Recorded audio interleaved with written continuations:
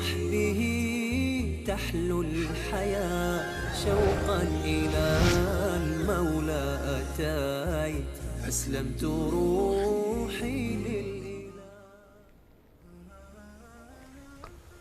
بسم الله الرحمن الرحیم. اللهم صل علی محمد و علی آل محمد كما صليت على ابراهیم و علی آل ابراهیم انك حمید مجید و بارک علی محمد و علی آل محمد كما بارکت علی ابراهیم و علی آل ابراهیم انك حمید مجید. عرض سلام دارم و ادب و احترام خدمت همه شما خوبان و سروران دوستداران قرآن کریم. امیدوارم که توفیقات روزافزون الله متعال قرین راهتان باد و هر روز و هر لحظه زندگیتان در عبادت الله متعال و تلاوت قرآن کریم زیباتر از روزها و لحظات گذشته آن سپری بشه. در برنامه آموزش روحانی قرآن کریم همچنان با شما عزیزان و همراهان در تلاوت سوره های پایانی کلام الله مجید مسیرمون رو ادامه خواهیم داد و سوره های دیگر از کلام الله مجید رو به همراه شما عزیزان تلاوت خواهیم کرد و تمرین خواهیم کرد. سوره هایی که بیشتر در نماز مورد تلاوت عزیزان قرار میگیره و سعی میکنیم ببینیم که آیا این سوره ها رو درست تلاوت میکردیم و یا نه. این سوره رو به همراه شما سوره دیگری از سوره های پایانی کلام الله مجید رو آغاز خواهیم کرد و کلمه به کلمه بلکه حرف به حرف پیش خواهیم رفت تا ببینیم که آیا این سوره رو درست تلاوت میکردیم و یا اگر تا به حال تلاوت نکردیم تلاوتش رو یاد بگیریم و مهمتر از این که به دیگران هم یاد بدیم. خیلی از عزیزان خودشون بلد هستن بخونند اما وقتی که میخوان به دیگران یاد بدن مشکل میخورن. تجربه تعلیم و یاد دادن به دیگران رو شاید هنوز نداشتیم و سعی میکنیم در این برنامه که انشاءالله به همراه شما عزیزان در این دو سوره هم با دقت به نکاتی که مطرح میشه توجه بکنیم تا بتونیم که همین نکات رو به دیگران هم منتقل بکنیم در هنگام یاد دادن این سوره به اون عزیزان. سوره مبارکه تین رو به همراه شما عزیزان و سوره انشراح رو در این برنامه به تلاوت خواهیم گرفت. سوره مبارکه تین تصویر این سوره رو به همراه شما عزیزان مشاهده میکنیم. سوره‌ای که به نام انجیر هست. سوره تین یعنی انجیر و الله متعال در ابتدای این سوره به انجیر قسم میخوره و زیتون و به همین خاطر چون ابتدای کلمه این سوره تین هست به نام سوره تین یعنی سوره انجیر معروف هست. انجیر آن میوه خوشمزه است که همه عزیزان حتما با او آشنا هستند. سوره مبارکه تین رو شروع میکنیم تلاوتش. اعوذ بالله من الشیطان الرجیم. سوره التین. بسم الله الرحمن الرحیم. واو در ابتدای سوره ما واو داریم اینجا و فتحه داره. الف وصل است. صاد کوچک روی این الف که از کلمه وصل گرفته شده نشان میده که این الف وصل هست و در هنگام وصل ما قبلش به ما بعدش خوانده نمیشه مگر در ابتدای تلاوت بیاد که در این سوره ما در ابتدای تلاوتش رو نداریم. این لام خوانده نمیشه. چرا؟ ما 4 حرف داریم در مصحف شریف: واو، الف، لام، یا. فقط هم همین 4 حرفن. واو، الف، لام، یا. اگر سر هم نوشته بشه میشه والی که اگر هیچ علامتی بالا یا پایین آنها قرار نداشت آن وقت خوانده نمیشن. لام یک از این 4 حرف است: واو، الف، لام و یا. ت یک تشدید بالای خودش داره و یک کسره. هر حرفی که علامت تشدید داره 2 بار خوانده میشه. یک بار به صورت ساکن با آخرین حرکت ما قبل که اینجا فتحه واو هست وات. یک بار با علامت خودش اینجا کسره است ت. چون بعد از ت باز یا آمده نمیشه ت، میشه تی. هر وقت حرفی کسره داشت بعدش صدا حرف یا آمد، حرفی کسره داشت و بعد از کسره حرف یا آمد، آن کسره صدای ای میگیره، تقویت میشه. وات تی، وات تی نه، وات تی نه، وات تی نه. وز اینجا هم الف و لام خوانده نمیشن. وز باز به میچسبه با زاد، یک بار با زا یک بار با واو خوانده میشه فتحه واو. وز یک بار با فتحه خودش. ز باز ز میچسبه به یا چون یا ساکن است. این علامت ساکن روی هر حرفی که قرار بگیره به این معناست که آن حرف از خود حرکتی نداره، نیاز داره با آخرین حرکت ما قبل. اینجا فتحه زاست میچسبه به یا. زی وز زی. تو ضمه وقتی که بعدش واو قرار بگیره صدای او میگیره، تقویت میشه تو. ت دیگه نمیشه تو، میشه تو. وز زی تو نه. این کسره نون وقتی تلاوت میشه خوانده میشه که ما ادامه بدیم تلاوت رو، یعنی آخر آیه اینجا توقف نکنیم، بخوایم که ادامه بدیم، اون موقع این نون خوانده کسرش خوانده میشه. اما اگر خواستیم اینجا بایستیم، یعنی توقف بکنیم و نفس بگیریم بعد دوباره تلاوت رو ادامه بدیم، آخرین حرف آیه همیشه ساکن میشه، یعنی اینجا ساکن و زیتون اینطور خوانده میشه. تین و زیتون، زیتون هم زیتون است و تین هم انجیر. الله تعالی قسم میخوره به زیتون و انجیر و الله تعالی خالق آسمان ها و زمین است و هر چیزی که دوست داره قسم میخوره، اما ما رو منع کرده که به جز ذات خودش و اسماء خودش به چیز دیگری قسم نخوریم و صفاتش. و تینی و زیتون و تینی و زیتون و تینی و زیتون و طور سینین. تو زمه بعدش واو، صدای صدای او میگیره میشه تو. ر سه بعدش کسره، سه کسره دار بعدش یا آمده، بعد کسره یا آمده صدای ای میگیره. سی نون هم کسره داره بعدش یا آمده صدای ای میگیره میشه نی. سی نی نه. اگر توقف کنیم سینین و طور سینین. و ها فتحه بعدش الف صدای آ میگیره، هر حرفی که فتحه داشت روی خودش و بعدش الف آمد، چه به این شکل کوچک و یا بلند، آن حرفی که فتحه داره صدای آ میگیره. و اگر این حرف از 8 حرف صاد، واد، تا، وا، غین، قاف و خا و را بود، آن وقت پر خوانده میشه، یعنی دهان به سمت بالا باز میشه. در غیر این صورت باریک خوانده میشه. ه دو چشم از اون 8 حرف نیست و به خاطر پر خوانده نمیشه، میشه و ه ذ. اینجا همزه دقیقاً فتحه بعدش الف اومد، اینجا الف بلند داریم، اینجا الف کوتاه، هر دو تا یک تأثیر رو دارن. نها و نزا هیچ کدوم پر خوانده نمیشن، الف میگیرن اما پر نمیشن. و هذا بریم جلو. الف وصل در هنگام وصل میافته. لام ساکن نیاز با آخرین حرکت ماقبل داره. الف علامت حرکتی نداره، این الف هم حرکتی نداره. زال فتحه داره، زال رو فتحه‌شو باید بچسبونیم به لام دیگه. اینجا نمیشه و هذا، این به تنهایی میشد و هذا، اما چون باید بچسبه به کلمه بعدی، شکل کلمه بعد در خواندن کلمه قبل تاثیر میگذاره. اینجا زال باید بچسبه به لام دیگه، خود به خود میشه ذل دیگه، اینجا ذا نمیشه چون باید بچسبونیمش به لام. این الف خود به خود دیگه اینجا بیکار میشه و این الف هم که خوانده نمیشه در هنگام وصل. و هذل و هذل بلد و هذا البلد. الف در هنگام وصل میفته، لام نیاز به آخرین حرکت ما قبل داره که کسره دال هست، میچسبه به لام. بلدل و هذا البلد می کسره بعدش یا صدای ای می نه. وقتی بخوایم ادامه بدیم میگیم نه، اما اگر توقف کنیم امین. نون رو به هیچ عنوان دقت کنید از اون حرکت پیدا نکنه. و هذا البلد الامین. امین. همین که زبان به مخرج نون، محل تلفظ نون رسید توقف کنید.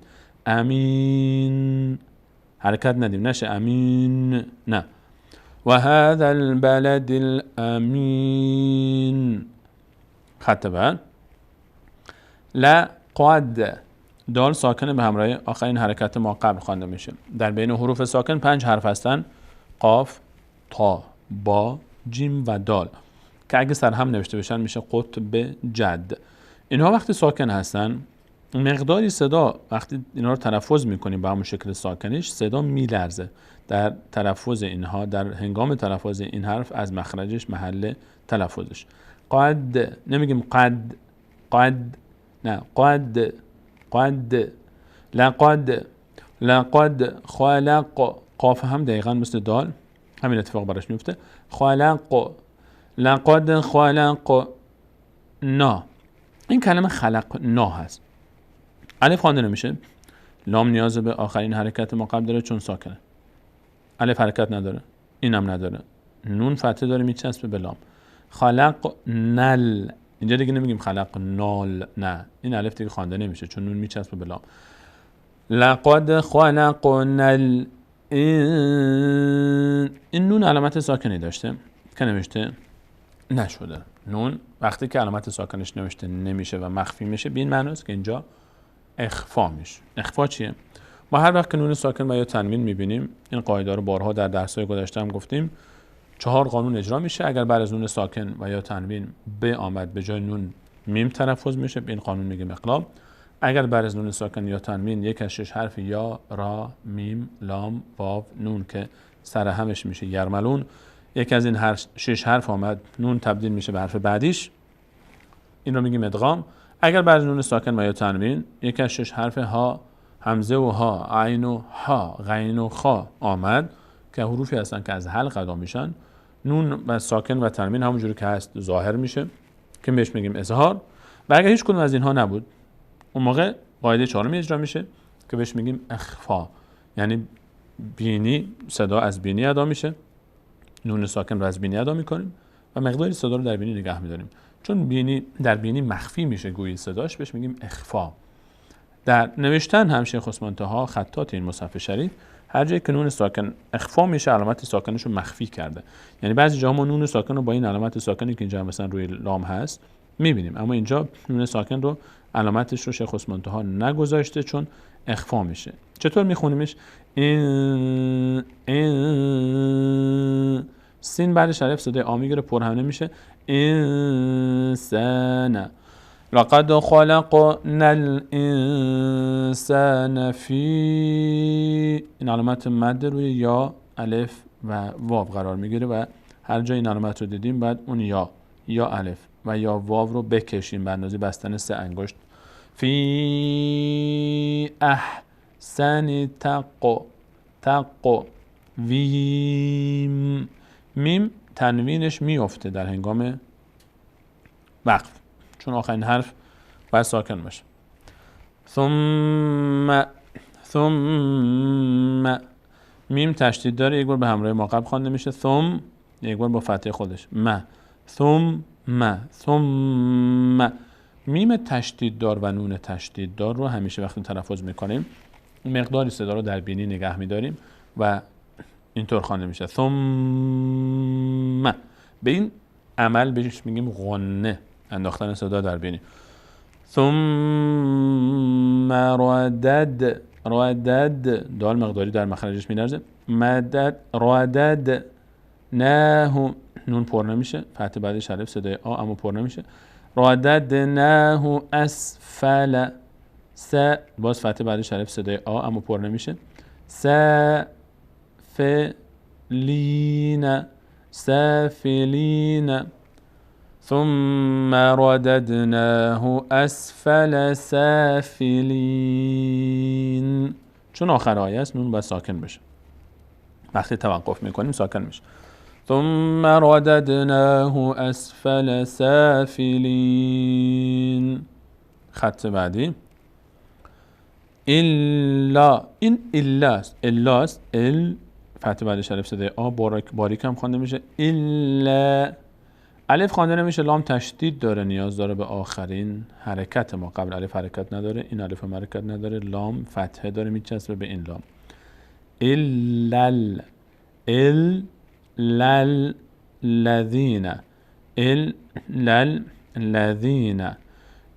الذين آمنوا، اینجا پر نمیشه همزه.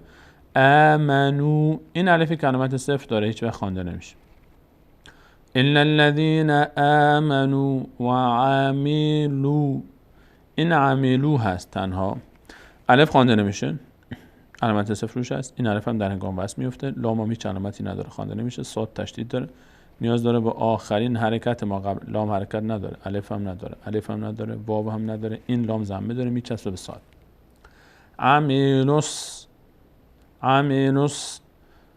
صاد یک بار فتحه داره، بعدش الف اومده صدای آ میگیره و صاد از اون 8 حرفی است که پر خوانده میشه. صاد، ضاد، تا، ظا، غین و قاف و خا و را. اما اینها که فتحه داره بعدش حرف پر خوانده نمیشه. صاد اینجا پر میشه اما ها اینجا پر نمیشه. و عملوا الصالحات،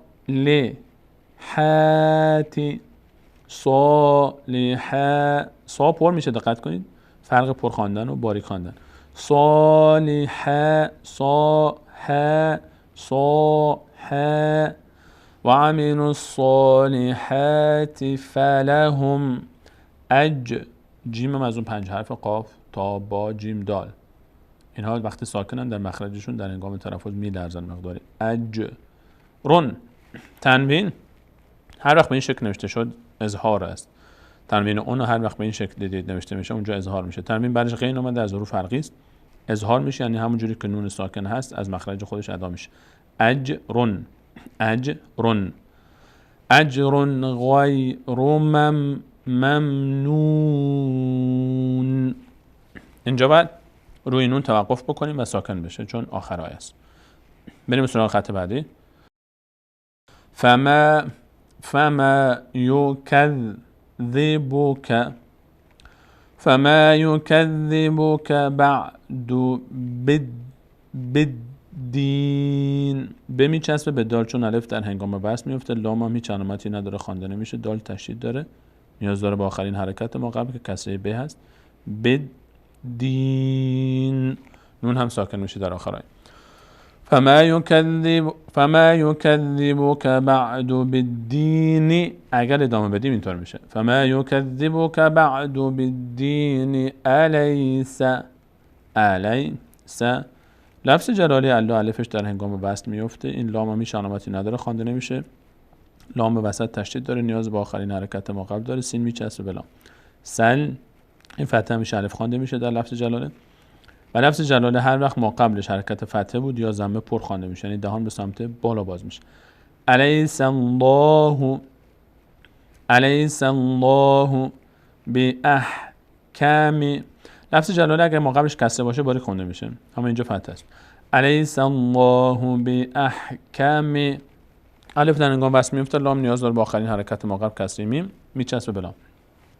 باحکم الح، فتحه بعدش حرف صدای آ باریک خونده میشه پر نمیشه. باحکم الحاکمین، حاکمین.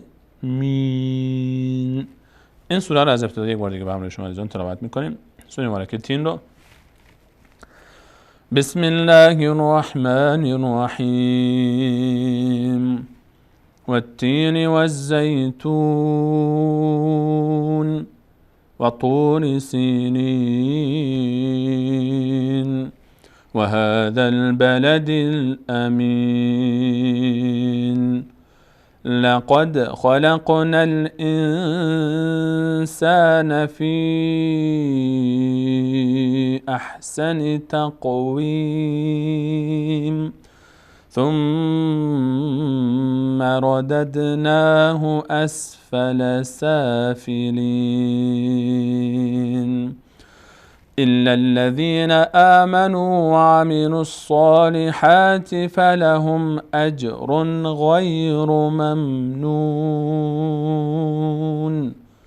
فما يكذبك بعد بالدين فما يكذبك بعد بالدين أليس الله بأحكم الحاکمین. این از تلاوت سوره مبارکه تین بود که به همراه شما عزیزان تلاوت کردیم. میریم به سراغ سوره مبارکه الشرح یا انشراح یا علم نشرح، حالا هر اسمی که شما راحت تر هستید. در مصحف شریف به این نام معروف است. تصویرش رو با هم ببینیم. سوره الشرح، الشرح، شرح یعنی فراخی سینه و از کلمه اول گرفته شده کلمه نشرح. بسم الله الرحمن الرحیم الم نشرح، الم نشرح لك صدرک، دال در مخرجش مقداری میلرزه. الم نشرح لك صدرک، کاف وقتی توقف بکنیم و ساکن بشه طبیعتا و حرکت نکنه. صدرک، الم نشرح لك صدرک ووضعنا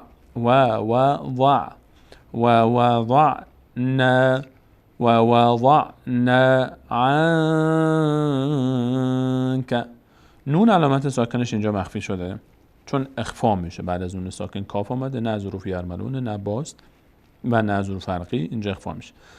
عنك وزرک، اینجا کاف باز ساکن میشه. و وضعنا عنك وزرک. بریم به سراغ صفحه بعدی. الف وصل در هنگام تلاوت وقتی ابتدا قرار میگیره باید خوانده بشه، بعد حرکت بهش بدیم. الف وصل رو گفتیم وقتی که در ابتدا قرار گرفت نگاه میکنیم به حرف ما بعدش، اگر لام بود فتحه میگیره متصل، چه لام خوانده بشه چه نشه، اینجا به فتحه میگیره. حالا اگر لام نبود فتحه نمیگیره، نگاه میکنیم که بعدش دیگه اولین حرکتش چی است. اگر اولین حرکت کسره بود بهش کسره میدیم، بعدش اگر ضمه بود ضمه میدیم، اگر فتحه بود دیگه فتحه نمیدیم، کسره میدیم باز، چون فتحه فقط مال وقت است که بعدش لام است. اینجا الف وصل رو در ابتدا بهش یک فتحه میدیم. الذی، ز بعدش یا صدای کسره بعدش یا صدای ای میگیره و مد هم میشه چون این علامت مد است. الذی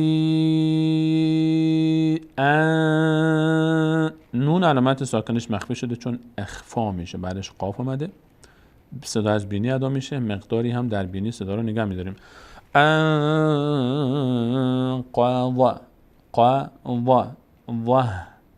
رک، کاف ساکن میشه در هنگام توقف. الذي انقض ظهرك ورفعنا فتح بعد شرف صدای آ باریک خونده میشه. لك ذکرک ورفعنا لك ذکرک. فإن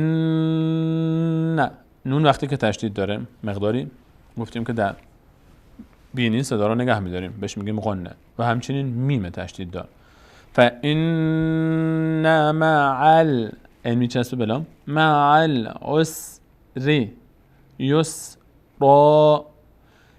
این یسرن هست تنوین ان. وقتی که ادامه بدیم، اگه بخوایم ادامه بدیم، اگه بخوایم توقف بکنیم روی تنوینی که ان هست، دو تا فتحه با هم، تنوین ان یا تنوین نصب در اسم عربیش، اینجا ما این دو تا تنوین میفته اما این الف هست. به همین خاطر همیشه در پایان حروف وقتی تنوین ان میاد یک الف شما عزیزان همراهش مشاهده میکنید. این الف برای وقتی است که ما اینجا توقف بکنیم، این علامت تنوین میفته اما الف سر جاش هست. چه اتفاقی میفته؟ دیگه اینجا را میشه، یسرا. ر چون فتحه بعدش الف قرار میگیره اون موقع دیگه پر هم خوانده میشه. را از اون حروفی است که وقتی آ میگیره پر میشه. فإن مع العسر یسرا. وقتی توقف کردن میشه یسرا. اما اگر ادامه بدیم، تنوین بعدش همزه آمده، اظهار میشه. فإن مع العسر یسرا، إن مع العسر یسرا. اگر ادامه بدیم یسرن بالا تنوینش خوانده میشد، بعد اینجا ادامه بدیم. إن مع العسر یسرا. فإذا ذا بعدش الف اومده، فتح بعدش الف، صدای آ اما پر نمیشه. فإذا فرغت ف میچسبه به نون، الف در هنگام وصل میفته، ف میچسبه به ساکن نون. علامت سکون نون، چرا این علامتی مثل این روی نون نوشته نشده؟ چون مخفی شده، اینجا اخفا میشه. نون بعدش صاد هست و اخفا میشه، نون باید از بینی ادا بشه و مقدار روش نگه میداریم صدا رو. فنصب به هم مقداری در مخرجش میلرزه. صاب نمیگیم صاب نه، صاب. فنصب. عزیزان دقت کنید وقتی که قلقله میکنیم یعنی میلرزونیم 5 حرف قاف تا با جیم و دال وقتی ساکن هستن صدای کسره نگه نشه. فنصب. بعضی از عزیزان اینطور میخونن وقتی توقف میکنن روی حروفی که قلقله میشه قاف تا با جیم دال زیاد اغراق میکنن و صدای کسره بهش میدن. فنصب نه، فنصب. و الى فتح بعدش حرف صدای آ باریک خونده میشه. و الى ربک فرغب. اینجا به ساکن هست در آخر، چون در آخر هر حرفی باید ساکن میشه. این سوره را از ابتدا به همراه شما عزیزان یک بار دیگه میخونیم. سوره مبارکه الشرح یا انشراح یا سوره الم نشرح. بسم الله الرحمن الرحیم.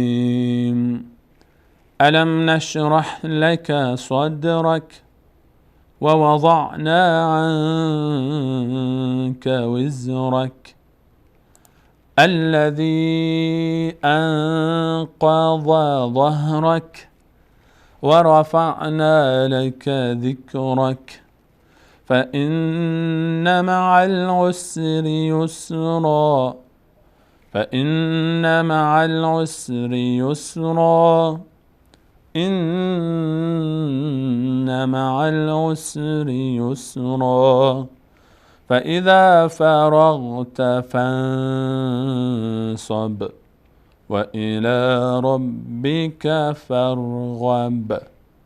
این هم از سوره مبارکه الشرح یا انشراح یا علم نشرح بود و سوره مبارکه تین که عزیزان به همراه شما عزیزان این سوره ها رو تلاوت کردیم. امیدوارم عزیزان در این دو سوره عظیم هم اگر جای شبهه و یا سوالی داشتن براشون حل شده باشه. همچنان مسیر تلاوت سوره های پایانی کلام الله مجید رو ادامه خواهیم داد. در برنامه بعد با یاری شما عزیزان و سروران همراه ما باشید در برنامه بعد هم و آنچه که یاد میگیریم رو فراموش نکنیم که به دیگران یاد بدهیم تا صدقه جاریه‌ای باشه برای ما و بعد از مرگ ما هم کسانی که از ما یاد گرفته‌اند و آنها به دیگران یاد دادند و آنها به دیگران و فرزندانشون و نسل‌های بعد تا روز قیامت این حکایت ادامه خواهد داشت و به ازای هر حرفی که هر کسی تلاوت بکنه و ما سبب یادگیری او شده باشیم و یا او سبب یاد دادن به دیگران شده باشه تا قیامت به ازای هر حرف برای ما 10 نیکی نوشته خواهد شد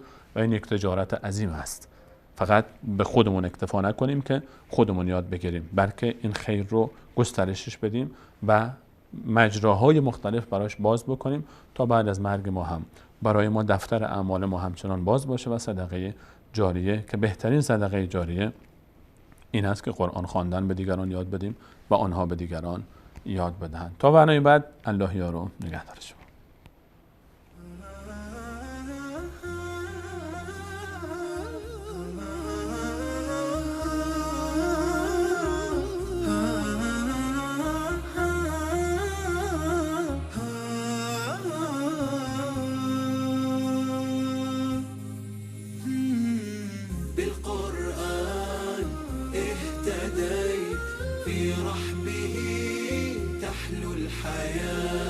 شوقا إلى المولى أتاي أسلمت روحي للإله بالقرآن اهتديت في رحبه تحلو الحياة شوقا إلى المولى أتاي أسلمت روحي للإله